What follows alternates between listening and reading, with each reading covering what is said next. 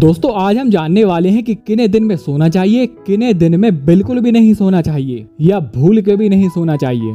तो आइए जानते हैं कि किन्हे दिन में सोना है, किन्हे दिन में नहीं सोना है। इसके पहले मैं आपको एक कॉन्सेप्ट बता दे रहा हूँ कि सोने से शरीर में कफ बढ़ता है और विशेष करके दिन में सोने से तो कुछ ज्यादा ही बढ़ता है। तो आगे मैं आपको ऐसी स्थिति बताऊंगा जिसमें कफ का क्षय होता है, कफ कम होता है। तो ऐसे में दिन में सोने से कफ बढ़ जाएगा और शरीर पुष्ट हो जाएगा और बढ़ा हुआ कफ शरीर को पुष्ट कर देगा।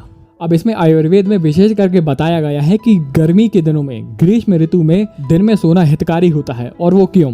अब हमने बहुत पहले, शायद सालक भर पहले मैंने आपको ये बताया था कि गर्मियों के मौसम में वात का संचय होता है। मतलब गर्मियों के मौसम में वात संचय होता रहता है, इकट्ठा होता रहता है। और जैसे ही वर्षा ऋतु आती है, बरसात आती है, तो वही वात दोष जो इकट्ठा होता रहता है, वही इकट्ठा हुआ वात दोष एकदम से बढ़ जाता है। तो ऐसी स्थिति में अगर आपको वात दोष को भी बैलेंस रखना है तो इसमें विशेष करके दिन में सोना हितकारी होता है, दिन में सोना अच्छा होता है। गर्मियों में दिन में सोने से शरीर में सॉफ्टनेस आ जाएगी, शरीर में कफ बढ़ जाएगा और यही कफ आपके वर्षा ऋतु में काम में आएगा। यानी कि वर्षा ऋतु में वात बढ़ जाएगा, वात के कारण शरीर में रूक्षता आ जाएगी, शरीर रूखा सूखा होने लगेगा। तो यही गर्मियों में दिन में सोने के कारण बढ़ा हुआ कफ शरीर में उतनी रूक्षता नहीं लाने देगा, यह शरीर को उतना रूखा सूखा नहीं करेगा। और गर्मियों के अलावा सामान्य व्यक्ति को दिन में बिल्कुल भी नहीं सोना है। और गर्मियों के अलावा एक सामान्य व्यक्ति को किसी भी मौसम में दिन में नहीं सोना है। अब अगर किसी व्यक्ति का पित्त परमानेंट ही भड़का रहता है, मतलब उसकी पित्त प्रकृति ही है,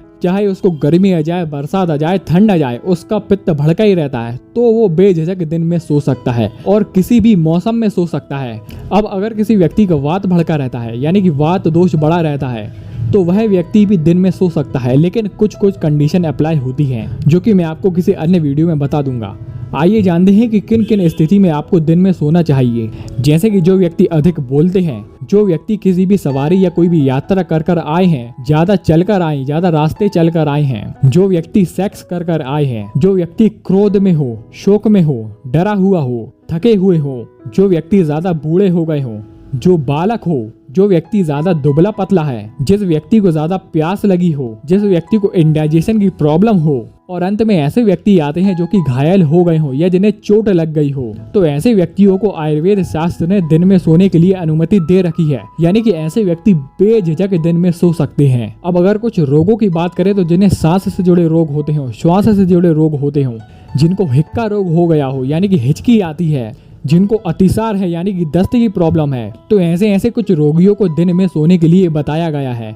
अब जैसा कि मैंने आपको वीडियो की शुरुआत में ही बताया था कि क्यों सोना चाहिए, तो जवाब है कि बताए गए सारी की सारी स्थितियों में या सारे के सारे रोगों में कफ कम हो जाता है। तो ऐसे में दिन में सोने से कफ बढ़ जाएगा और शरीर फिट हो जाएगा, हेल्दी हो जाएगा।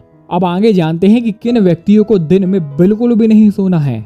अब जैसा कि मैंने आपको बताया था कि कफ बढ़ता है, तो जिन व्यक्तियों के शरीर में पहले से ही कफ बढ़ा हुआ है, जो व्यक्ति मोटे हों, तो ऐसे व्यक्तियों को तो सीधी बात है कि नहीं सोना है। लेकिन आगे हम कुछ और स्थिति जानते हैं। जैसे कि जो व्यक्ति लगातार स्नैक्स या भारी आहार का सेवन करते हैं, भारी भोजन करते हैं, तो ऐसे व्यक्तियों को भी दिन में नहीं सोना है। जिन व्यक्तियों के शरीर में विष रोग हो गए हो, यानी कि उनके शरीर में विष चला गया हो, जहर चला गया हो, तो ऐसे लोगों को भी दिन में नहीं सोना है। और जाने तो जिन व्यक्तियों को गले के रोग हो गए हो तो उनको भी दिन में नहीं सोना है। और विशेष करके जो लोग विष रोगी हैं और गले के रोगी हैं, तो इन लोगों के लिए तो ऐसा बताया गया है कि ये लोग तो रात में भी ना सोएं। तो दोस्तों ये थी मेरे द्वारा बताई गई एक छोटी सी जानकारी। आज के लिए सिर्फ इतना ही।